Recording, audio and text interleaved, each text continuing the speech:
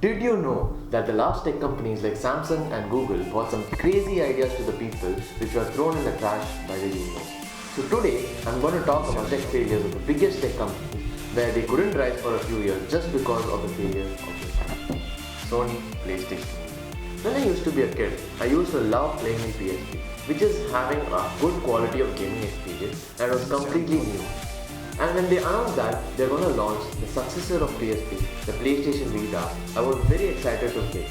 When it released, it did not go as much as popular as PS. The reason, which was told by Sony, was because of the launch of smartphones and tablets, where you can download games in that and play, which is partly true, where everyone would prefer perfectly functioning gaming machine in their pockets. So obviously they would choose smartphones instead of Vita. And another problem was their price. When they launched in 2012, the expensive hardware was set a price of $250. At that time, you could buy a PS3 or Xbox 360 for only about $50 more than the asking price of Vita. So, not to mention that high quality smartphones was a price less than Vita. Another major problem was the memory cards. Instead of making Vita cheaper by inserting SDHC flash memory cards, Sony forced people to buy the top 32GB memory cards for $100, where SDHC memory cards were just $20. Nintendo 3DS was launched the same time as Vita, and it got a very good start and better sales than Vita, just because they introduced a dramatic price drop after the 6 months of the release and started to invest in building a fantastic library of games that couldn't be played anywhere else. Where Sony was the main reason of failure of Vita, because they did not care about the success of Vita and were concentrating on building PS4. So 3DS proved that they still have a market for dedicated platforms. Windows 7 was a very big hit where the people of Microsoft never expected that they would get these many users. So looking at the success of Windows 7, they had so much pressure on their head of designing Windows 8, and all the users were having high hopes and expectations on Microsoft and Windows 8. Windows 8 released. Billions of users started downloading it on the day it released. 2 days later, there were more users who uninstalled Windows 8 than installing it. Literally, Windows 8 was thrown in trash and people shifted to Windows 7 because Windows 8 was tougher to use and the tiles made it much worse. Google Glass. They announced it on 2012 as a futuristic smart glasses, and people were in the hype of buying it, but it flopped by the mid of 2013 because first for its design. It's so thick and on the sides, it's literally heavy and uncomfortable to wear, where one side is thick and the other side is having the thinner ones. It also failed because the creators just told it's a futuristic smart glasses. No one told what it would do and what problems it could solve. And when it released, it did not have proper advancement to the users. It just can take pictures and scroll down the pictures and the apps. And it has very little battery life, where the one feature is not possible all the times. So creators just gave up the idea of smart glasses. Pebbles smartwatches. Now you guys might be knowing about Samsung and Apple smartwatches, where you can do everything in the smartwatch itself. But these companies launch smartwatches now. There was a company who first introduced smartwatches and got the concept into market on 2013. It failed because people did not have the knowledge of smartwatches that time. And after the launch of Pebble Watch, more reputed companies like Apple, Fitbit and Samsung started making more advanced smartwatches, like linking Android and iOS into the smartwatch and attend calls on the smartwatch itself. So because the company couldn't provide adequate amount of design and features, the company started decreasing sales and sold the company to Fitbit. If you're a DC fan or you're a follower of DC, you must have heard about the 2021 Zack Snyder's Justice League, like the movie involving Batman, Superman, etc. The interesting thing is that the film has already been released once before on 2017. We had a Justice League movie. What happened was, director Zack Snyder, his daughter died partway through filming. He could have just continued filming, imagining nothing has happened, but he needed some time. So instead of giving some time, they got a replacement director who has his own vision and thought, and at last fans didn't love it. It almost lost $60 million as it was not welcomed by the people. As Justice League is having a direct competition with Marvel Avengers, and each year Marvel is giving a box office hit, people started rallying and protesting on releasing Zack Snyder's version, as they were not satisfied with the previous one.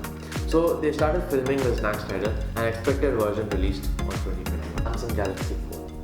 This was supposed to be the introduction of the new revolutionary phone. This $2,000 phone was being tested by many reviewers. This failed because as we fold it and open it faster multiple times, the display of the phone gets cracked. and when we open the phone, suppose we play any games, it cannot fit in the full screen and the important information on the sides being vanished. There were many devices given to the reviewers before the launch. People started testing it and started to give very bad reviews about the phone, and it became so trending that they had to cancel the launch and they had discontinued this phone. Bixby. The people who are having Samsung S8 or S10 might know what Bixby is. Bixby is a voice assistant just as Google Assistant and Siri. During the launch of Galaxy S8 and S9, it was created so much hype that it was given a hardware button in the side of the phone. Even when it arrived, Bixby had similar problems like other voice assistants during the early stages, ranging from not understanding your voice or accent or having limited overall functionality, and it could not perform certain tasks like navigating through apps or performing multi-app tasks. In addition to answering queries using information from the cloud, etc. Many users also felt that hardware button for the voice assistant is useless, so Samsung discontinued the button in the phone after S10. So imagine it's 2010, Nintendo Wii came into the scene and completely changed the perception of gaming. So looking at the Nintendo Wii, Microsoft wanted a try on it, and to some extent they killed it. They worked with the 3D sensing company to develop a camera for Xbox 360, and that was just like Wii. You can use your legs and hands to play without any controller, and all this was about half-baked idea of me, a step above. We can see that people were excited about it, and it actually broke the Guinness World Record of the fastest selling electronics device, but it soon lost its momentum. All because of the timing. The people who initially bought KINECT thought that the Wii was an extraordinary idea and KINECT was Wii 2.0. And after some time, there was two kinds of people who just need a casual gaming experience and they were happy about Wii. Even though KINECT was superior, and big budget game developers who developed hardcore games, they spent decades optimizing games for traditional controllers. They didn't want or they don't have any urge suddenly to create something completely new. So since Xbox had to sell their product, they started an alternative content by started integrating features into normal existing games. But it's in a really cringe and unnecessary manner. If suppose you're playing football games, if you do any swearing or cheating on the game, the referees in the game could hear that and give you a red card.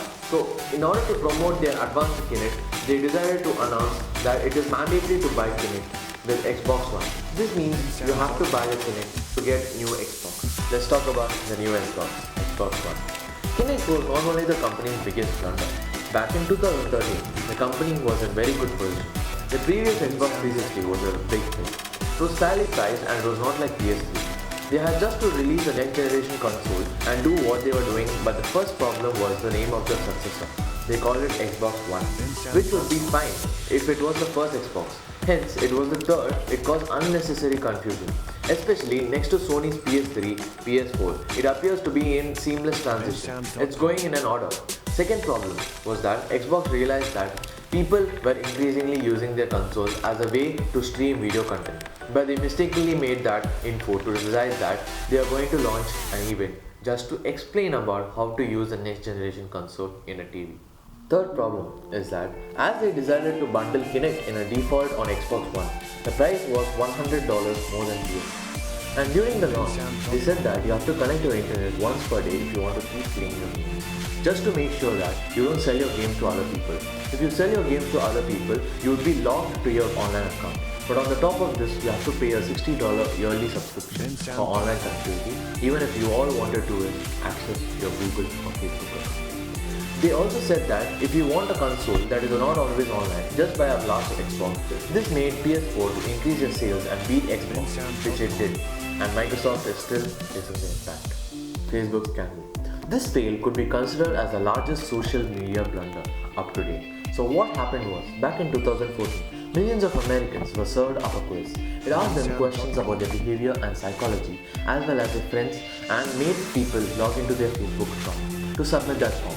What these people didn't realize is by doing so, they were basically allowing someone to combine the behavioral data from their quiz with the personal info from the Facebook page, including their photos into a complete psychometric profile of themselves and every other person's connected to them through a few 100,000 people taking the quiz. A personality profile could be built for every single living American. But what made it so worse is that a data then given to the data mining firm called Cambridge Analytica, who were at the time working at Donald Trump's campaign, For president, they used extra info about the people to target tailored political advertising to them.